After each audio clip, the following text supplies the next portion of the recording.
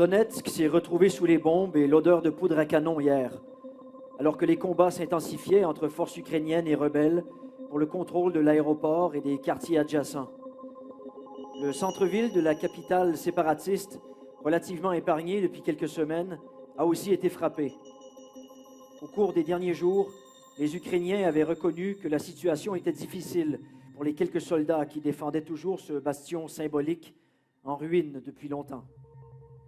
C'est pour sauver ces hommes, de plus en plus isolés, que l'armée a lancé une attaque au petit matin, disant vouloir étouffer les positions d'artillerie de l'adversaire qui tirait sur l'aéroport, a indiqué le service de presse de l'opération antiterroriste de l'armée ukrainienne.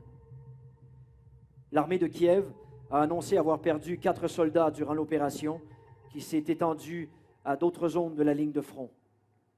32 autres militaires ont été blessés. Les autorités municipales de Donetsk, sous contrôle rebelle, ont indiqué que 2 civils avaient perdu la vie dans les bombardements. Pour moi, tu n'es alors que la moitié du chiffre 2.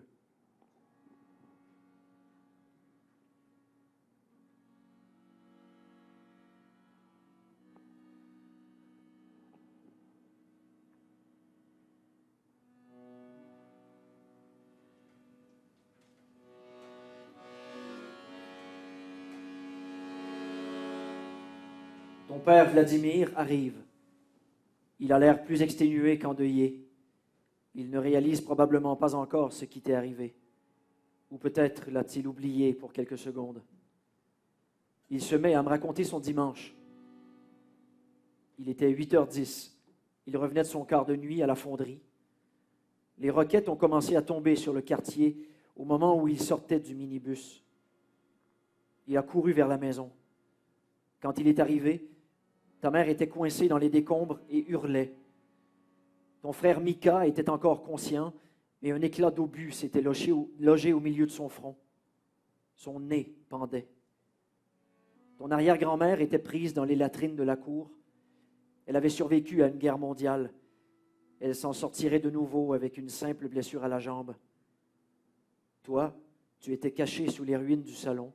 Tu ne respirais déjà plus. Il venait de se réveiller. Il buvait le thé. S'il avait été dans une autre pièce, il n'aurait rien eu. Ton père porte les mêmes vêtements depuis dimanche. Son pantalon est déchiré. J'ai sorti toute ma famille des décombres avec ces mains-là.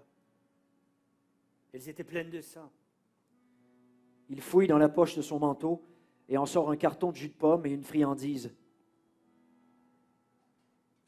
Il m'attendait pour que je lui donne ça. C'est à ce moment qu'il se met à pleurer. Durant les prochaines heures, je le verrai osciller entre apathie, désarroi et colère. Ton père a 30 ans. Aujourd'hui, il a l'air d'en avoir au moins 10 ou 15 de plus. La fonderie qu'il emploie se trouve en territoire rebelle, mais est toujours contrôlée par des intérêts ukrainiens.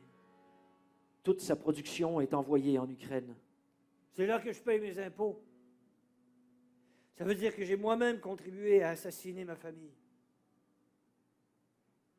Je ne comprends pas le sens de cette guerre. J'étais contre depuis le début. Je ne suis pas un militaire, je suis un ouvrier. Mon père et mon grand-père étaient des mineurs. Nous avons toujours travaillé. Nous n'avons jamais attendu que quoi que ce soit nous tombe du ciel. Le double sens de la métaphore est involontaire. Qui me rendra mon fils maintenant ? Qui prendra la responsabilité de cette attaque ? Vers qui puis-je me tourner pour que les coupables soient punis ?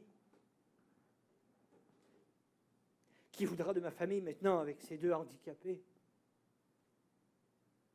Je ne comprends pas comment ils peuvent être fiers de ce qu'ils font, ces premiers ministres, ces présidents.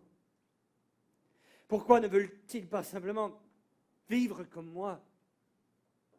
Je ne comprends pas non plus la communauté internationale. Elle tourne le regard alors que des criminels tirent sur des populations civiles.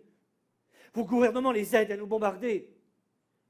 Il sort son téléphone et me montre une photo de ton frère et toi, prise le jour du Nouvel An. C'était il y a 3 semaines. Tu es déguisé en pingouin. Tu souris.